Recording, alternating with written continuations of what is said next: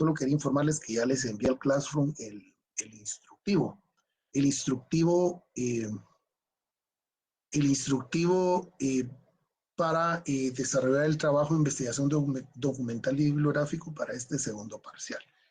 Solo estamos a la espera de conocer la calendarización. Me imagino que se va a ir publicando en los próximos días. Recuérdense que tenemos antes de esto el periodo o el receso de la Semana Santa, ¿verdad? Entonces, en la cual pues me parece ser que no sé si irán a haber clases todavía para el viernes de Dolores. Pero eso lo vamos a ir actualizando el calendario. Vamos a estar pendientes precisamente a la página de la facultad, ¿verdad? Entonces, ahí estamos con eso. Y que solo quedo pendiente con publicarles las notas de su primer examen parcial. Aún no tengo cargado el acta oficial. Como consecuencia, les voy a estar publicando en este Classroom un listado preliminar, ¿verdad? Ese listado preliminar va a ser publicado por ausencia del cuadro o del acta oficial. Y al nomás tener yo cargado como docente, pues yo les trasladaría a ustedes ese listado. Y por esa razón es de que no habían podido, o no les había publicado notas por estar pendientes precisamente a que la facultad me cargara esos cuadros, ¿verdad?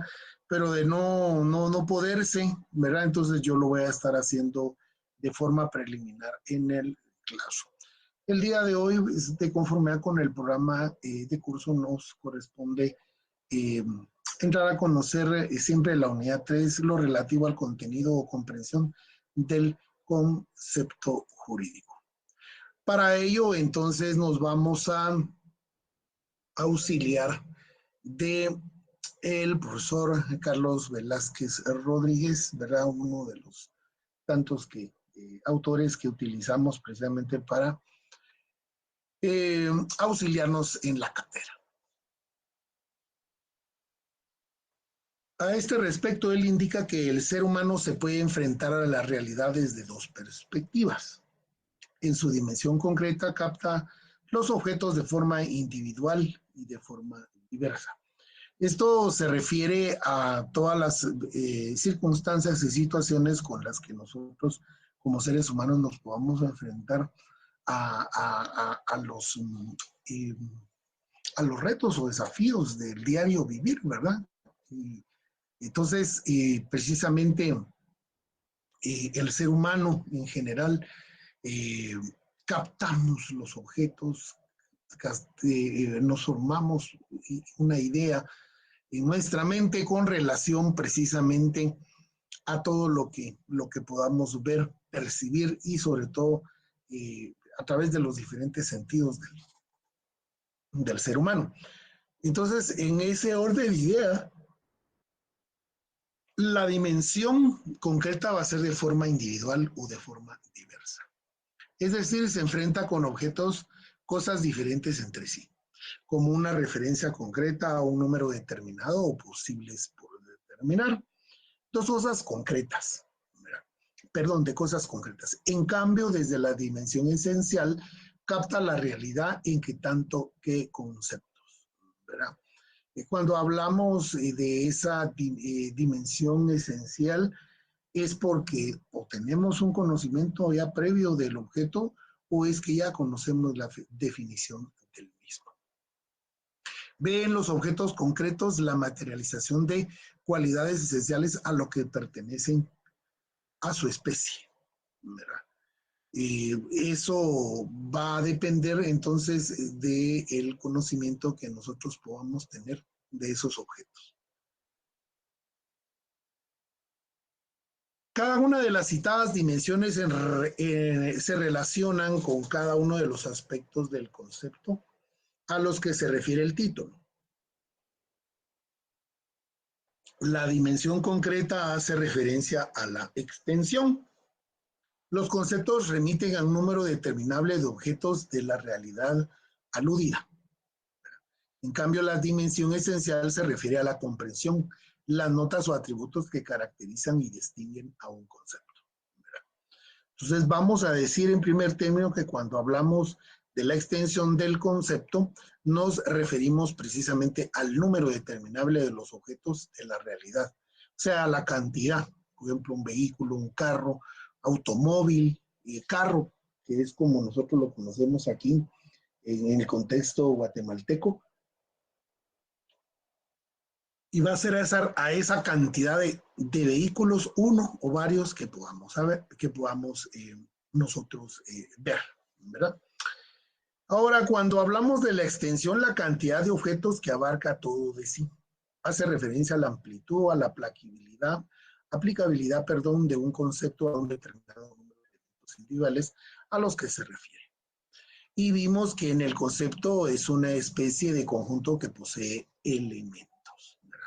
Eso va a ser entonces con relación a la extensión. Pero con la comprensión serán las notas o los atributos que caracterizan y distinguen ese concepto. La extensión va a ser esa cantidad de uno o varios, ¿verdad?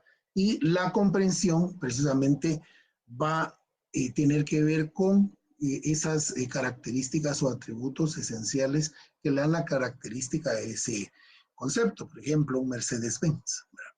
Al ejemplo del carro. ¿Qué elementos esenciales tiene ese Mercedes-Benz?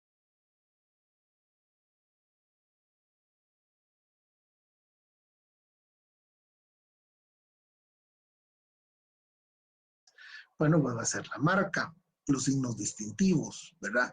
De la marca, por mencionar algo, el tipo ¿cómo se llama?, de neumáticos, el tipo de pintura, el metal, en fin, todas esas características o elementos que van a ser las propios de ese objeto.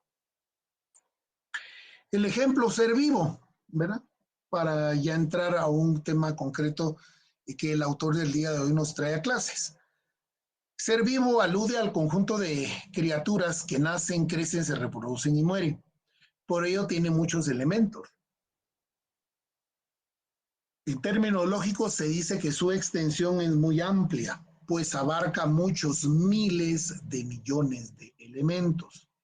Todos los animales, plantas, protozarios, esos grupos de seres vivos precisamente que están agrupados dentro dijéramoslo así, dentro del famoso reino animal, ¿verdad? Donde también estamos nosotros, pues, ¿verdad? Al hablar precisamente de animales, pero de ser vivo va a abarcar precisamente toda esa gran cantidad o esa gama que nos está indicando. Pero en el caso, por ejemplo, de Pablo Picasso, el famoso pintor, es un conjunto formado por un solo elemento, un ser vivo, un ser humano, un pintor único en su especie. Su extensión es corta, pues abarca solo a un individuo. Contrario serio con contrario sensum, ¿verdad? Con el ser vivo del ejemplo. Aplicado a la lógica jurídica, los conceptos de esta naturaleza también pueden ser catalogados y comprendidos según su extensión. Por ejemplo, el contrato, el concepto contrato, posee una extensión muy amplia, pues abarca muchos actos jurídicos. Hay contratos de compraventa y contratos de mandato. Solo en los contratos de mandato hay una subclasificación muy amplia. Sociedades de arrendamientos, de sociedades también hay una gran gama. Y recordemos que los contratos no solo son típicos, sino también los hay atípicos, ¿verdad? En cambio, el concepto permuta dentro de un contrato de compra-venta o de arrendamiento, ¿verdad? Presenta una extensión más reducida que el del contrato, puesto que está subsumido o es un tema del contrato de compra-venta, ¿verdad? Cuando se permutan bienes entonces, ¿verdad? O sea, yo cambio mi casa por la de otro, ¿verdad? Que ese sería lo aplicable entonces el ejemplo a el mundo jurídico.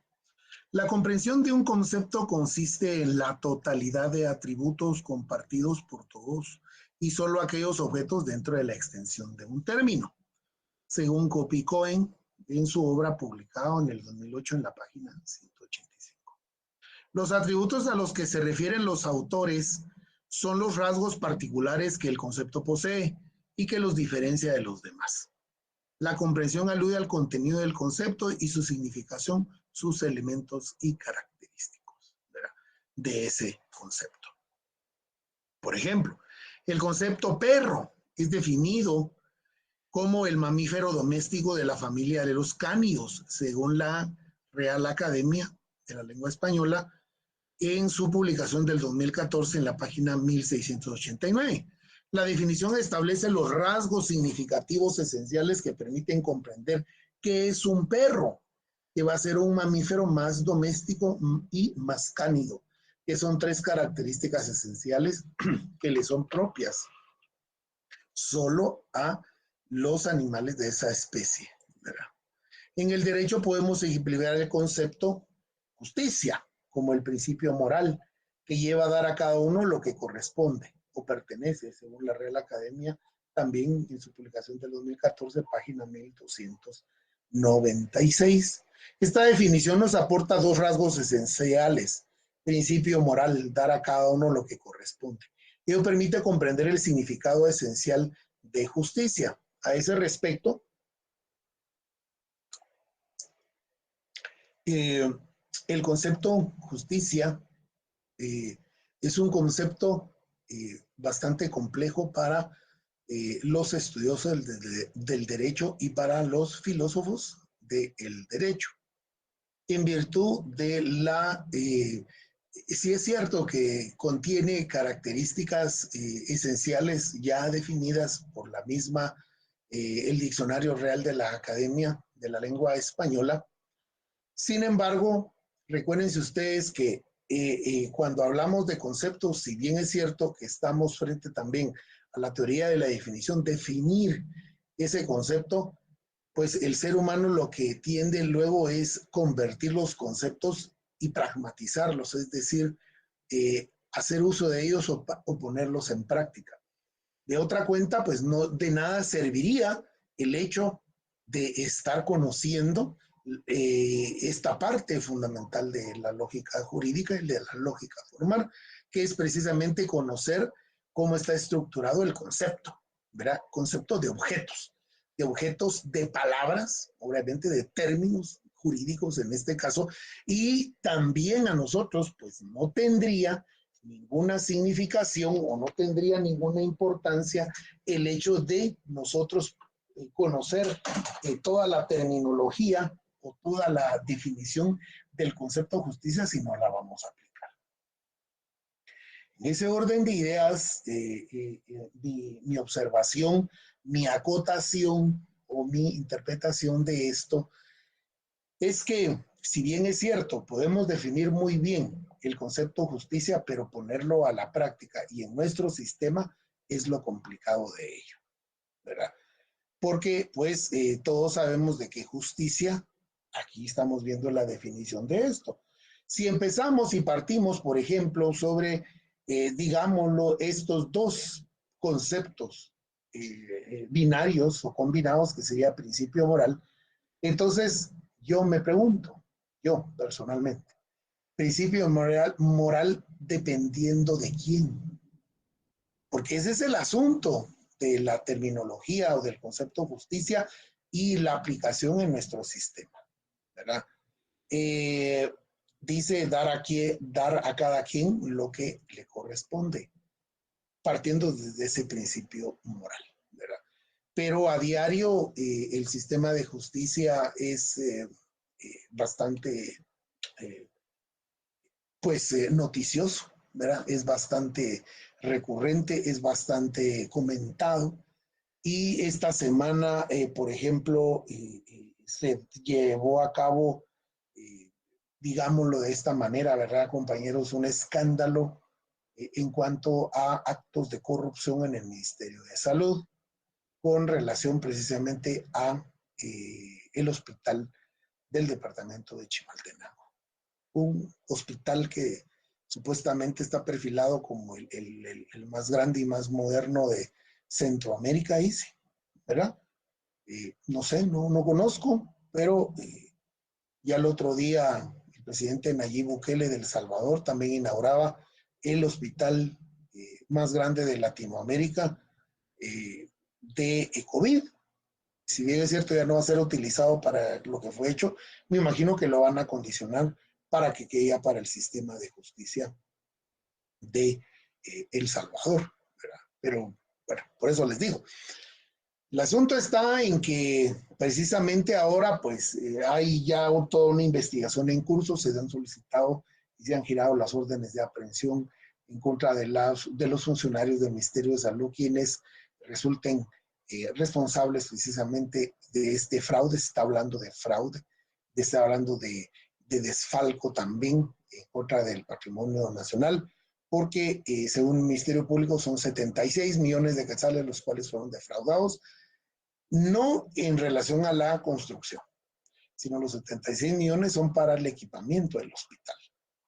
Y entonces resulta ser, ¿verdad, compañeros? Que valga la información, pero es lo que está circulando, es lo que yo escuché en un programa radial, en una entrevista que se le hizo a cargo del fiscal de la FESI, el cual tiene a su cargo la investigación de este nuevo escándalo de corrupción en el Ministerio de Salud. Y según informaba él, pues es una denuncia por actos de defraudación en contra del Estado, del Ministerio de Salud, de equipamiento por 76 millones de quetzales, y que solo se ha adquirido el 30% de ese equipamiento, de ese equipo que va a servir para el hospital. De esa cuenta es que entonces empiezan las pesquisas a cargo del ente investigador, y como consecuencia de ello, pues se apersonan y van a verificar el equipo entregado, y resulta ser que el equipo entregado es equipo que se encontraba en el hospital del Parque de la Industria COVID, toda vez de que ese hospital ya lo cerraron, ya lo clausuraron porque ya no hay COVID. Entonces, la instrucción es que se llevan todo ese equipamiento del hospital de Parque de la Industria y se lo llevan para el hospital de Villanueva. O sea, encima de que no se compró el equipo, y bueno, ahora hasta ya los diputados de oposición están, ya se subieron al barco de la investigación y dan de cuenta que compran también unos sillones masajeadores, ¿verdad? Sobrevalorados, 88,000 quetzales cada sillón, y Casa Médica los vende a 6,000 quetzales, ¿verdad? Entonces, ahora, ¿por qué pongo todo este antecedente de la noticia que también nos cae bien, ¿verdad? Conocer cómo está el acontecer nacional, ¿verdad? Ustedes. Pero vamos entonces al tema justicia, ¿verdad? Al término, dice principio moral, ¿verdad? Entonces, platicábamos con algunos colegas en el transcurso de esta semana, o que esta semana también fue un poquito movida para mí, en el sentido de andar, tuve varias intervenciones en juzgado de familia de Misco, juzgado civil, el juzgado laboral, y entonces en esos ambientes uno se encuentra con colegas, con conocidos, con ex compañeros de promo y todo, y entonces el comentario, ¿verdad?, de pasillos de tribunales, porque no podemos dejar de comentar la noticia, ¿verdad? En primer término, compañeros, la frialdad de la gente, ¿verdad? Por eso me pareció importante, aquí donde estoy poniendo que el cursor dice principio moral, ¿verdad? No tener moral ustedes, tener esa sangre fría. Primero, el que se mete a la administración pública debe de conocer de los principios fundamentales que rigen la administración pública. Y de las primeras leyes, así aún así no nos guste, y por eso me encanta y me fascina a mí dar el curso de Derecho Administrativo 2, y es porque se le da un pasón ahí a la Ley de Compras y Contrataciones del Estado. Por lo menos yo trato de dar el ABC de la ley de compras y contrataciones del Estado. Y una de ellas, por ejemplo, son los sistemas que permite dicha ley, ¿verdad? Y para ello tenemos la compra directa, por ejemplo, que es hasta 25,000 quetzales. Es decir, usted como funcionario o empleado público, usted no tiene necesidad de subir ninguna oferta electrónica al portal de Guatecompra, sino usted compra directamente. Lo que sí, para en aras de la transparencia, usted debe de por lo menos tener 3 cotizaciones del bien, suministro o servicios que va a adquirir hasta 25,000 quetzales. Pero si se pasa de 25,000 quetzales, un centavo, hasta 90,000 quetzales, la ley ordena que usted debe de publicar los eventos. Y esos son eventos siempre también de compra directa, pero son eventos que usted tiene que subir, eventos electrónicos de compra directa. Sí lo establece la ley. Y entonces, ¿por qué? Porque se supone que el sistema de Guatecompras es el sistema de transparencia. Es un sistema que está controlado a través de la Dirección General de Adquisiciones de Bienes y Suministros del Estado, que pertenece al Ministerio de Finanzas Públicas. Entonces, son ellos los que tienen el control del portal y entonces los encargados de las unidades de compra en las unidades ejecutoras que tienen toda la información y todas las claves de acceso para poder acceder al portal, pues deben de cumplir con los requerimientos que se deben de establecer para publicar las bases. Esas bases tienen que estar debidamente autorizadas por la autoridad inmediata superior, en este caso de la unidad ejecutora, el director general. Cuando ya se pasa después de 90,000 quetzales, un centavo, hasta 900,000, entonces ya acudimos a los famosos, las famosas cotizaciones, ¿verdad?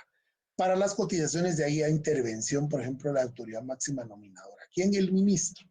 ¿Verdad? Quienes entonces nombran a los integrantes de la comisión de cotización. Ese es un proceso ya un poco más tardado, ¿verdad? Más engorroso, no solo por el tiempo, sino la minuciosidad que lleva en la elaboración de las bases, o sea, todo lo que conlleva. Lo mismo de la licitación pública, que es de 900,000 quetzales en adelante. Y también está el contrato abierto. El contrato abierto es cuando más de un ministerio de Estado pues se requieren servicios, ¿verdad? Ahí estamos hablando ya de servicios millonarios, ¿verdad? Millonarios. ¿Verdad? Pero regresemos al ejemplo de la compra de oferta electrónica de hasta 90,000 quetzales. Lo hicieron de esa forma y entonces la misma ley prohíbe y penaliza que entonces ahí se haga una, digamos, como que fraccionar. ¿Verdad? El delito cometido es el fraccionamiento de la compra y que eso fue lo que hicieron en este caso. Pero imagínense ustedes, por eso a eso es a lo que voy y regreso a la palabra del principio moral. Compañeros, yo antes, miren, si a mí me van a nombrar ministro, si van a nombrar ministro y viceministro, yo primero le pregunto al presidente cuáles son las condiciones y si me va a permitir tomar a mí mis propias decisiones. Si él me condiciona, entonces, señor presidente, le agradezco muchas gracias, mejor no. Si a mí me nombran director general de un ministerio, me va a nombrar el ministro o el viceministro. Y yo les pregunto, señor ministro, viceministro, ¿puedo tomar mis decisiones? ¿Voy a tener libertad? ¿Voy a tener autonomía? Y sobre todo, ¿puedo contratar a mis asesores? Que siempre, compañeros, siempre, siempre. Ministro, viceministro, director general, un buen asesor jurídico en materia administrativa y un buen asesor administrativo financiero de compras. Y ahí usted está hecho, ¿verdad? Porque no va a pasar nada si no está revisado por estos sus dos asesores sobre los cuales va a descansar la función pública. Porque a usted no le va a dar tiempo de ver todos los expedientes. Porque usted va a andar en funciones políticas, en funciones diplomáticas, en funciones administrativas, en actos, en prensa, eso no le va a dar tiempo. Entonces, para eso tienen sus asesores. Y sus asesores le tienen que pasar todo, ¿verdad? Los expedientes. Este sí, este no, este sí lo puede firmar, este no lo puede firmar, aquí, que allá. Van a ser sus sombras, ¿verdad? Pero vamos a esto, el principio moral, ¿verdad? Regreso a este principio. No tener la moral para no O sea, cometer esta clase de actos. Dice el Ministerio Público que fraccionaron e hicieron 226 eventos de oferta electrónica de hasta 90,000 quetzales de compra directa. Solo así se explican los 76 millones de quetzales. Pero, bueno, miren, no se sabe qué pasó ahí, si había respaldo o no había respaldo institucional. Yo sí les digo, esto no estaba y no podía pasar si no estaba salido el ministro, inclusive el presidente. Pero bueno, el viceministro está prófugo. Pero vamos entonces me pareció muy importante pues el tema y relacionarlo con un caso en particular, de tantos, ¿verdad? Principio moral, que lleva a dar a cada uno lo que corresponde o pertenece, ¿verdad? Creo que el pueblo de Guatemala no se merece esto, que vilmente nos hayan defraudado en 76 millones de quetzales, compañeros. Es que no son 76 quetzales, no son 176, son 76 millones de quetzales. Pero bueno, seguimos. Existen conceptos que guardan una independencia de género. Por ejemplo, vertebrado está comprendido dentro del género animal. En estos casos existe una relación recíproca entre comprensión y extensión. A mayor extensión, menor comprensión. A menor extensión, mayor comprensión. Juego de palabras hay, pero que son recíprocas en cuanto al contenido del concepto. El ejemplo es la extensión de animal es mayor que la de vertebrado. Esto se debe a que animal abarca varios objetos, aves, peces, anfibios, ¿verdad? Cánidos, etc. En cambio, vertebrado abarca una parte de animal. Por su parte, la comprensión de animal es menor al de la comprensión de animal. Muchos otros rasgos distintivos, ser vivo, se desplaza con su propio impulso, vertebrado, ovíparo, estamos hablando precisamente de las aves, ¿verdad? Que nacen precisamente, no son mamíferos, nacen, ¿cómo se llama? De huevos, ¿verdad? Vamos a comparar lo anterior con el mundo de la computación para hacer otra ejemplificación. Imaginemos que guardamos un archivo llamado gorriones, siempre del mundo de las aves. Lo insertamos dentro de la carpeta aves. Esta se encuentra dentro de la carpeta de animales, que a su vez es una de las carpetas de seres vivos, y en cada carpeta hay varias subcarpetas, y en cada subcarpeta varios archivos, tendríamos esta secuencia. Ser vivo, seres con vida. Animales, ser vivo que se mueve con su impulso. Aves, animal vertebrado, pico y alas. Y gorrión, ave pasiforme, ¿verdad? Correspondiente a el nombre científico al que pertenecen los gorriones. En este ejemplo, la extensión de seres vivos es mayor que la de gorrión, porque está hasta arriba y que engloba a todo la especie de seres vivos, puesto que contiene todas las carpetas y archivos relacionados con la vida en el planeta. En cambio, su comprensión es más breve, pues no está contenida de otra carpeta. Por su parte, la extensión de gorrión es mucho menor, puesto de que es un solo archivo. Sin embargo, su comprensión es mayor, puesto que se requiere abrir varias carpetas para llegar a él. Por eso el juego de palabras, a mayor comprensión, menor extensión, y a mayor extensión, mayor comprensión, ¿verdad? Yo creo que con este ejemplo queda bien aclarado a qué nos referimos con la extensión y la comprensión. En la lógica jurídica también se aplica al principio anterior, a mayor extensión, menor comprensión y viceversa. Ejemplo, relación entre delito y homicidio. Veamos sus definiciones tomadas del diccionario español jurídico para no entrar, por ejemplo, a un diccionario jurídico, pero solo veamos qué es lo que nos dice la RAE, ¿verdad? Delito, acción o conducta típica antijurídica, ¿verdad? Que debería o debe de estar, pues, plasmada y dentro de un código penal. El homicidio es un delito consistente en dar muerte a otra persona. Como puede verse, para comprender que es un homicidio hay que comprender previamente que es un delito. En cambio, No se da la misma situación a la inversa. Se puede comprender que es un delito sin necesidad de saber que es un homicidio. Por ello, homicidio tiene mayor comprensión que delito. En cambio, el concepto delito es mucho más extenso que homicidio, pues abarca muchas realidades concretas o marca precisamente diferentes circunstancias, ¿verdad? Creo yo que ahí estaría bien comprendido precisamente lo relativo a la extensión y la comprensión. Un pasón con relación a qué es la definición. Más adelante, revisando el programa, pues vamos a detenernos, vamos a ser más detenidos con relación a este punto. Pero por mencionar precisamente lo que nos dice el licenciado Rodríguez. Definición: los conceptos siempre están en relación permanente y necesaria con otras nociones.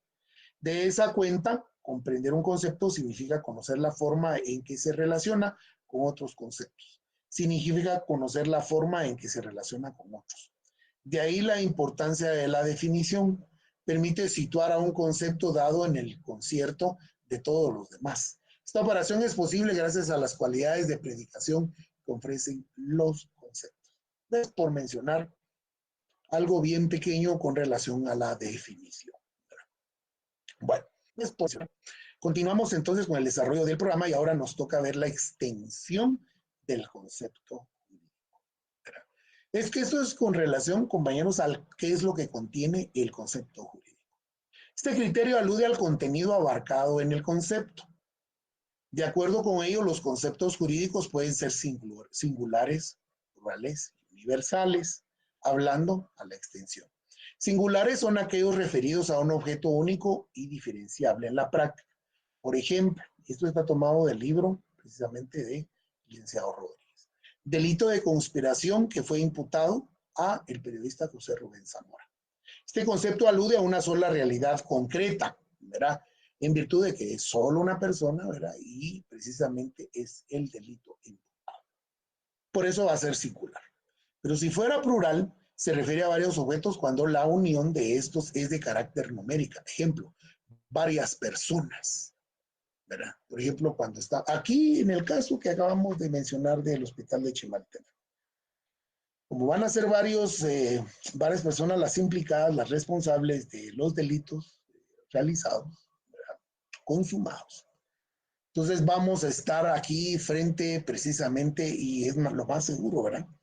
Que el Ministerio Público va a imputar los delitos de asociación ilícita, ¿verdad? Es decir, hay delitos así asociados, ¿verdad? Entonces van a ser varias personas, ¿verdad? Van a ser muchas personas, la mayoría de personas, ¿verdad? Las que van a estar. Porque fíjense ustedes, ¿verdad? Yo analizando, ¿verdad? Sin entrar a conocer, ¿verdad? ¿Por qué el viceministro, ¿verdad? O sea, son 76 millones, por eso le decía yo, el ministro tenía que estar al tanto. O sea, no son 76 quetzales, son 76 millones y por la cantidad, el ministro tenía que saberlo. Eso no pudo haber llegado solo al viceministro, ¿verdad? Porque el viceministro tiene cierta responsabilidad administrativa financiera. Regularmente lo que se acostumbra en los ministerios es de que de acuerdo al ROI, al Reglamento Orgánico Interno de los Ministerios, mediante acuerdo ministerial, ¿verdad? Porque los reglamentos orgánicos internos aprobados por acuerdo gubernativo del presidente de la República les dan la facultad de poder delegar la competencia. La competencia o las atribuciones solo son delegables expresamente por la ley. O sea, si la ley o el reglamento permite que yo pueda como ministro delegar la competencia, lo voy a hacer. Entonces lo que hacen los ministros es que delegan en sus viceministros para atender todo lo relativo a las compras, ¿verdad? Hasta, por ejemplo, ahí licitaciones y todo, pero desde que está ese normativo, entonces el ministro, o sea, le tiene que informar el viceministro, o sea, él le tuvo que haber informado al ministro de todo lo que estaba ocurriendo. Pero entonces viceministro, ¿verdad?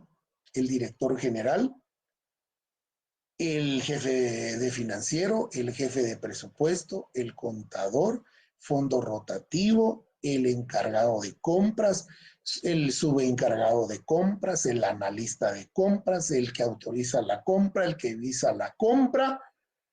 Miren ahí cuántos yo ya les enumeré. Y que no vayan a decir que no sabían lo que estaban haciendo.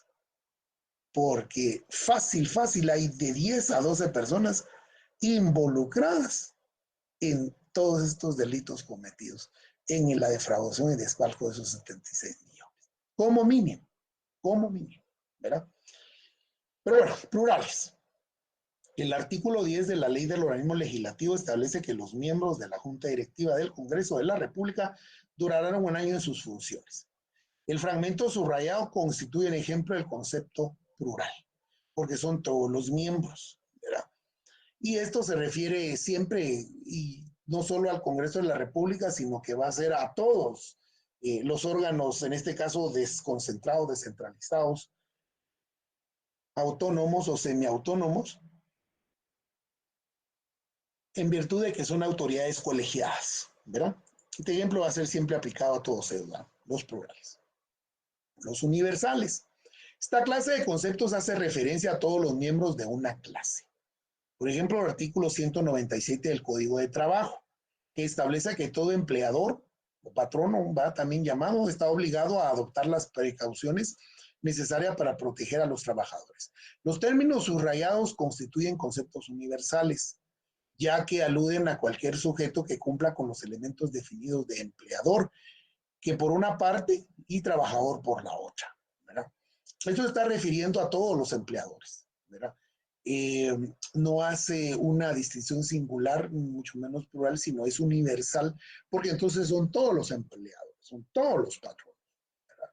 Por ejemplo, si es el Estado de Guatemala, ¿verdad?, va a ser la entidad o el ministerio o la dependencia que usted lo contrate y quién le suscribió su contrato, ¿verdad? Si es en un ministerio de Estado, pues es el ministro. Si es en una municipalidad, va a ser el alcalde, ¿verdad?, municipal. Si es en la Universidad de San Carlos, depende. Si es una escuela, si es una facultad, si es el Consejo Superior Universitario, etcétera, ¿verdad? Y así sucesivamente, ¿verdad? Pero va a ser precisamente esa universalidad de empleadores o patronos. Por supuesto, los conceptos universales se convierten en singulares, aunque con una comprensión mucho menor al individualizar, obviamente, a la institución. El sujeto empleador de la fábrica, por ejemplo, acá en Misco, donde yo vivo, la famosa fábrica La Luz, los que viven en Misco o tienen familiares en Misco, les han de haber comentado que esta fábrica en los 70, 80 era una gran fábrica que le proveía de empleo casi a todas las personas de Misco, ¿verdad? Pero sale al ejemplo que estamos viendo ahorita en clase, ¿verdad? Entonces eso es con relación precisamente a la extensión del concepto jurídico. En relación al contenido, ya vimos que los conceptos se caracterizan por comprensión, de acuerdo con el número de notas o atributos que lo caracterizan.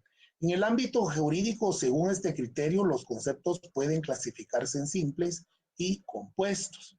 Los simples son aquellos que se componen de un solo término, como los ya aludidos, empleador o trabajador, por mencionar dos figuras jurídicas.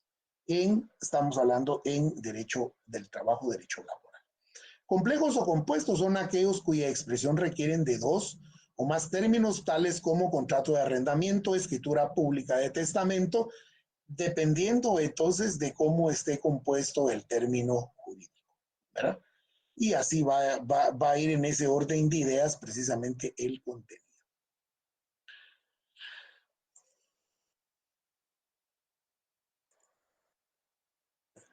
Permítanme. Se me trabó esto ustedes. Ahí está.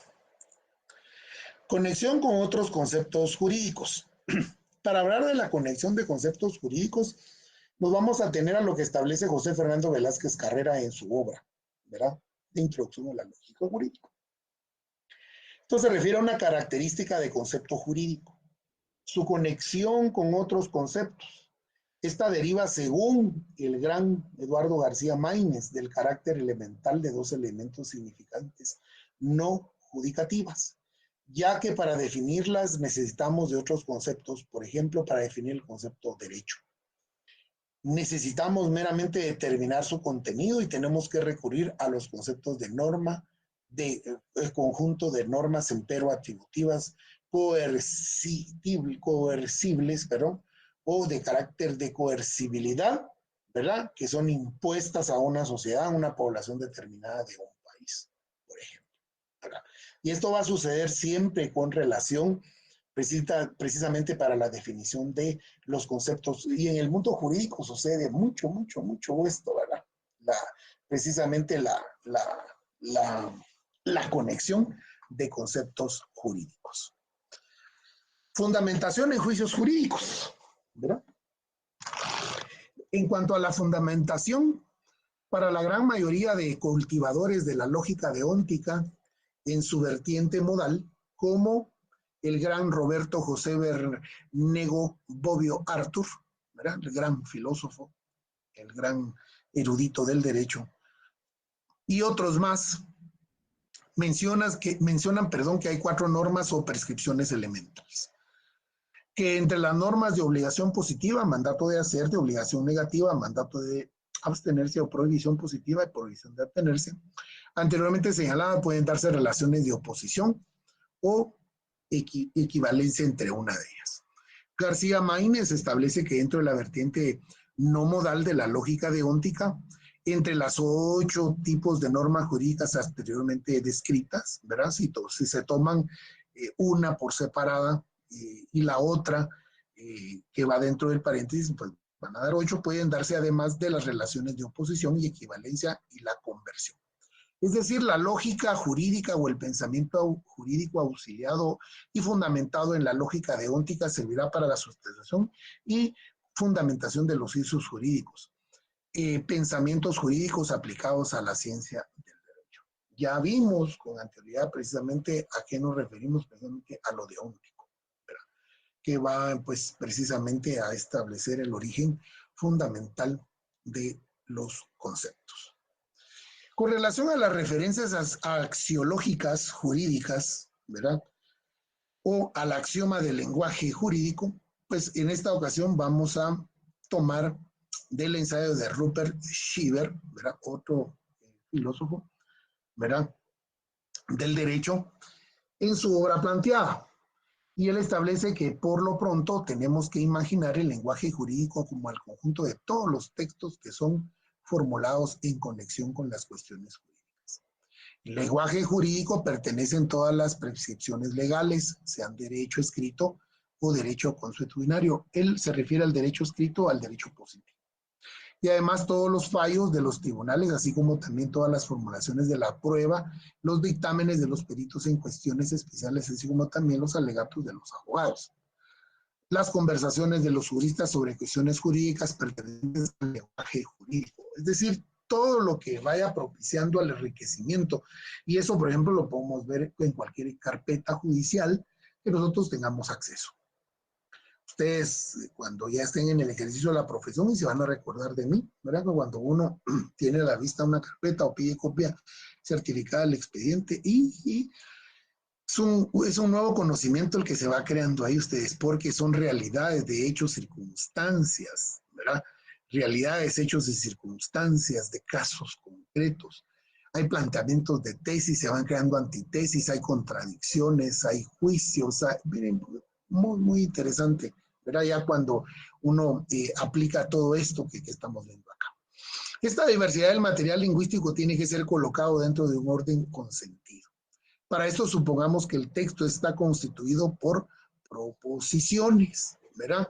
Y en ese sentido, pues es muy importante siempre que nosotros tengamos bien claro, ¿verdad?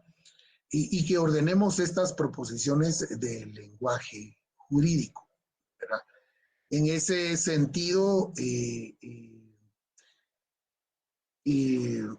de acuerdo con los puntos de vista lógicos, nótese desde ya que la manera como se ordenan estas proposiciones no lo está dando el lenguaje jurídico por la naturaleza, sino por la peculiaridad y el estilo del pensamiento de los juristas que han elaborado el lenguaje del derecho, ¿verdad?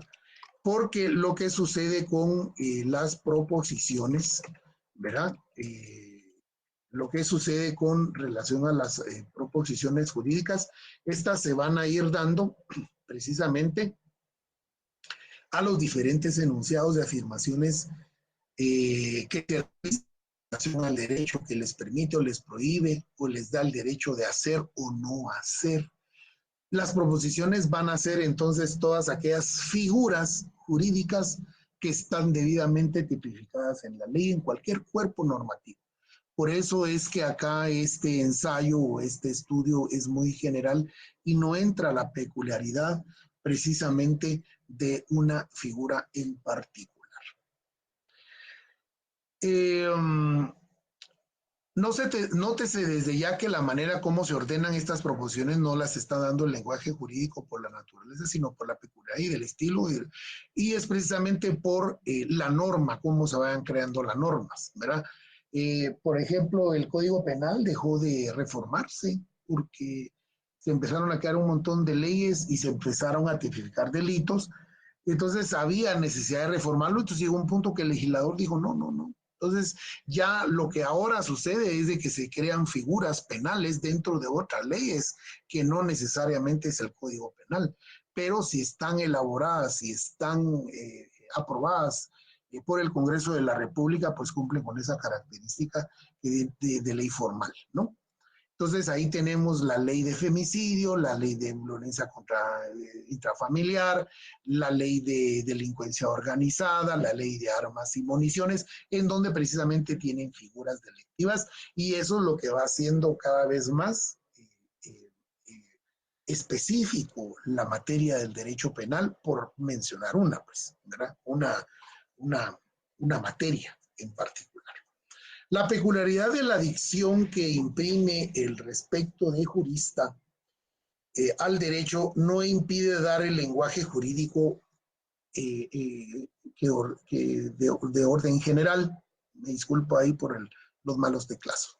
Esta tendencia del desarrollo hacia formas comunes que ser tenidas en cuenta a fin de poder proporcionar el material para la formulación de un orden jurídico. En la presente trabajo de investigación no habrá de emprender el intento inútil mejorar las faltas del lenguaje jurídico y aumentar su capacidad de expresión, convirtiendo la ortografía, la gramática y la puntuación en un punto central de la metodología jurídica, sino que estas cuestiones, lo mismo que las del estilo, deben de guardar libradas dentro de lo posible a la idiosincrasia de cada pensador o la cultura, ¿verdad? Porque esto también tiene que estar enmarcado dentro de lo que es la cultura o la idiosincrasia de un país, porque no va a ser lo mismo la ley de violencia intrafamiliar de Guatemala que la de México, o la ley de femicidio de Guatemala y la de México, ¿verdad? O sea, tienen esas peculiaridades tan distintas de cada sociedad o de cada país. Las prescripciones obligatorias para el lenguaje jurídico son las prescripciones lógicas. Las otras regulaciones son las de la convención y la de la estética. Partimos de hecho que las proposiciones pueden ser inferidas las unas de las otras y que, por consiguiente, la validez de las proposiciones que no pueden ser inferirse de la validez de las otras proposiciones. De acuerdo con esto, las proposiciones pueden dividirse en dos categorías. Una categoría que contiene todas las proposiciones que no pueden ser inferidas las unas de la otra. Las otras proposiciones que pueden inferirse de la primera categoría. O sea, al final, una va a darle pie a la otra. Las proposiciones que no son recíprocamente derivables y de las que pueden dividirse las proposiciones restantes son llamadas bases del sistema, ¿verdad? Que va a ser, por ejemplo, ¿verdad? El delito de homicidio o asesinato y luego las diferentes calificaciones, por mencionar un ejemplo. Como es sabido, hay muchas combinaciones posibles de proposiciones que pueden servir como base del sistema. La elección de las proposiciones que deben de servir como base se hacen teniendo en cuenta la conveniencia, siempre que pueda un campo de acción para la elección. La misma será realizada según los puntos de vista de la economía y del pensamiento. El ejemplo más importante en la deducción de la validez jurídico de proposiciones jurídicas, desde a otras proposiciones del lenguaje jurídico, es la obtención de decisiones jurídicas.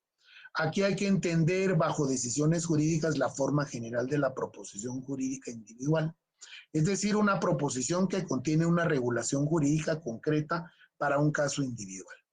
Como el legislador no puede arreglar el caso singular y menos aún todos los casos futuros, el único es una decisión es formular reglas que influyan adecuada para el lenguaje jurídico, es decir, la ley, ¿verdad? Y es que desde ese punto de vista hay que, por ejemplo, en el Congreso de la República de Guatemala también hay corrientes, ¿no? Hay corrientes de países, ¿verdad? Yo me recuerdo cuando en el año 2013, por ejemplo, entró en vigencia la ley orgánica de el Registro Nacional de las Personas, y a su vez también entró en vigencia de todo el ordenamiento jurídico del nuevo registro, y entonces se crea la figura del famoso CUI, se crea el documento personal de identidad, y que entonces hubo ahí un paralelo para que dejara de tener vigencia la cédula de vecindad, que era lo que teníamos para que ingresara o entrara al sistema de identidad nacional, el DPI. Y hoy por hoy, pues miren, todos tenemos ya nuestro DPI, ¿verdad? Todos conocemos cómo es ese documento. Pero Guatemala era de los pocos países sin contar con ese sistema tecnológico, digamos, de identificación de las personas, porque una cédula, ¿qué fiabilidad podría dar, podría tener? Y luego, imagínense, a raíz de la creación del Registro Nacional de las Personas, se les desposeyó, se les quitó el control de los registros civiles a las municipalidades que lo venían haciendo desde casi de la independencia, ¿verdad? Y todavía para la época colonial, quien lo tenía era la Iglesia Católica. Y hasta que aparece la figura de ayuntamiento o municipalidad, pues ya lo tienen las municipalidades. Y miren, hasta ahora que se crea realmente una institución que era de por más importante, ¿verdad? Pero costó y llevó su tiempo, pues, ¿verdad? Pero entonces me recuerdo yo que había mucha influencia ya de muchos países, entonces para poder formular las iniciativas de ley, pues se fueron metiendo, eso se llama derecho comparado, ¿verdad?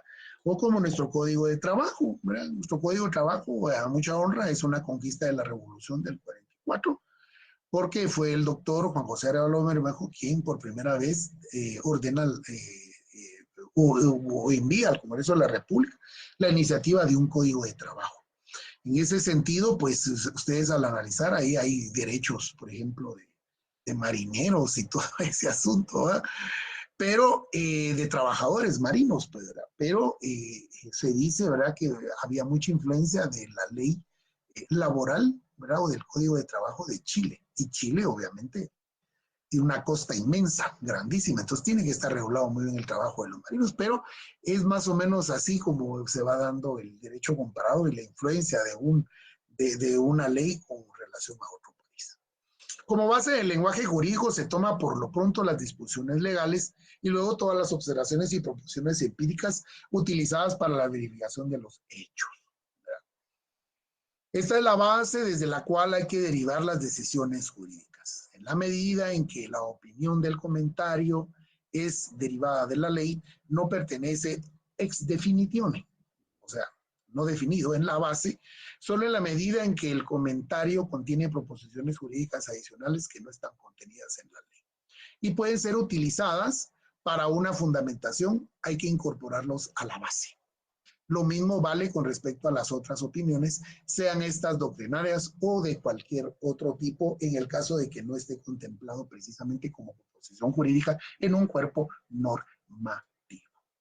Muy bien, compañeros, aquí estaría yo finalizando con la exposición del contenido de la clase del día de hoy. Estaríamos en la fase procesal de preguntas si es que las hubieran, y en el caso de que no, pues les agradezco muchísimo que hayan a las 86, sí, 5 personas que permanecieron, casi llegamos a 100 el día de hoy, pero 85 personas que estuvieron adheridas a este Classroom. Les agradezco muchísimo su participación.